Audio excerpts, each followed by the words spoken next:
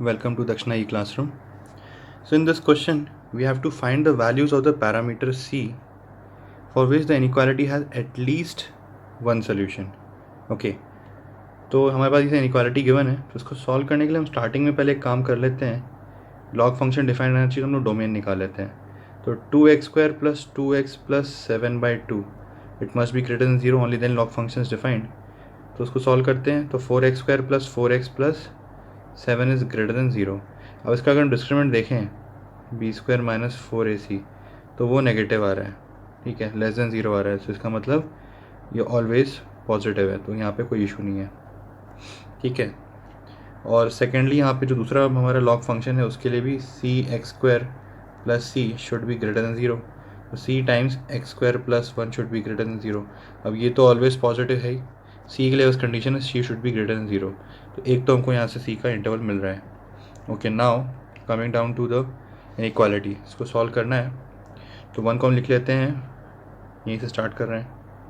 तो 1 को मैं लिख रहा हूँ log 2 base 2 plus log base 2 और अंदर एलसीएम लेके 4x² plus 4x plus 7 divided by 2 which is greater than equal to log c(x² plus c base 2.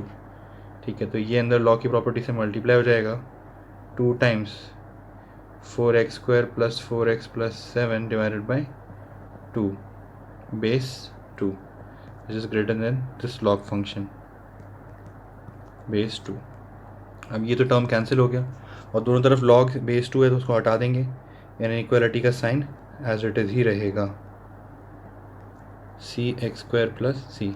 अब इस इनइक्वालिटी को सॉल्व करते हैं. तो ये बन जाएगा 4 minus c times x² plus 4x plus 7 minus c is greater than equal to 0. So this inequality is satisfied for at least one value of x. मतलब x की कोई एक, कम से कम एक रियल वैल्यू के लिए इनइक्वालिटी सेटिस्फाई होनी चाहिए. ठीक है, तो ये क्वाड्रेटिक बन रही है तो हमको उसके केसेस कंसिडर करने पड़ेंगे कि अपवर्ड पैराबोला डाउनवर्ड पैराबोला है. सबसे पहले एक तो हम केस वो रूल आउट कर देते हैं. If 4 minus C is equal to 0, मतलब c की वैल्यू अगर 4 आ जाती है तो 4 minus C equal to 0, C equal to 4 हो गया. तो इस इक्वेशन में हम लोग पुट कर देंगे.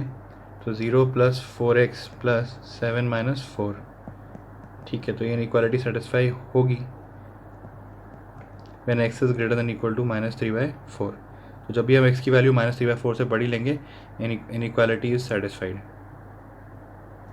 ठीक है, तो मैं ये यहाँ से कंक्लूजन आया कि हम c की वैल्यू 4 ले सकते हैं. वो उस टाइम ये हमारा केस जो है लीनियर में रिड्यूस हो जा रहा है. Case 2.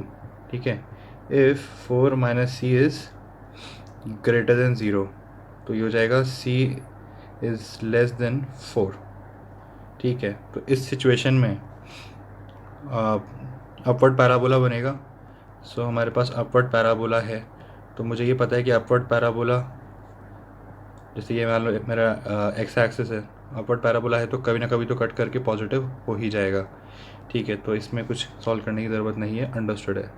Case 3, if 4 minus C is less than 0. ठीक है, इसका मतलब leading coefficient negative, that is downward parabola. तो डाउनवर्ड पैराबोला में हमारे को जो अपनी इनइक्वालिटी है वो पॉजिटिव चाहिए, सेटिस्फाई होनी चाहिए. मतलब या तो पॉजिटिव हो ग्रेटर देन और इक्वल टू 0. तो या तो ऐसे कट कर जाए या एटलीस्ट टच कर जाए. ठीक है, तो अगर टच भी कर जाएगा तो 0 हो जाएगा, और अगर ग्रेटर देन 0 हो गया तो कुछ पोर्शन के लिए, कुछ x की वैल्यूज़ के लिए वो पॉजिटिव हो रहा है. तो उसके लिए हमें क्या कंडीशन लगानी पड़ेगी, ये डिस्क्रिमिनेंट इक्वल टू 0 है और ये डिस्क्रिमिनेंट ग्रेटर देन 0 है. तो ये कंडीशन सॉल्व करनी होगी. सबसे पहले हमारे पास यहाँ से क्या आ रहा है, c is 4 minus C is less than 0, तो c इज़ ग्रेटर देन 4. ठीक है, this is first condition. and simultaneously discriminant should be greater than or equal to 0, and then only the parabola will intersect. So we have the quadratic equation 4 times b² minus 4ac. तो 4 का square minus 4 into a into C, तो 4 minus C into 7 minus C, 7 minus C. तो 4 common लेके ख़त्म, तो 4 बचा. 4 minus C into 7 minus C. इसको हम मल्टीप्लाई करते हैं तो अंदर बनेगा 7 4 28 -4c - 7c that is 11c plus C square. ठीक है, पूरी इनइक्वालिटी को माइनस से भी और मल्टीप्लाई कर देते हैं, तो ये C square minus 11c plus 28 less than equal to 0। तो ये हो गया C square minus 11c plus 24 less than equal to 0। इसके फैक्टर होंगे तुम्हारे c-3 और c-8। ठीक है, तो यहाँ से c का इंटरवल वेबी मेथड से आएगा c3 से लेके 8। ओके, तो मेरा जो यहाँ का कॉमन सोल्यूशन आया इस केस में, केस 3 में c हमने 4 से बड़ा माना था बट ये आया, तो इन दोनों का कॉमन सोल्यूशन लेंगे तो आएगा c belongs to open bracket 4 से लेके 8। ठीक है, अब फाइनल सोल्यूशन जैसे हमको चाहिए तो तीनों केस का हम आंसर्स कंबाइन करके एक साथ लिख देंगे। तो केस 1 में हमारा आया था, केस 1 में c इक्वल टू 4 आ गया था।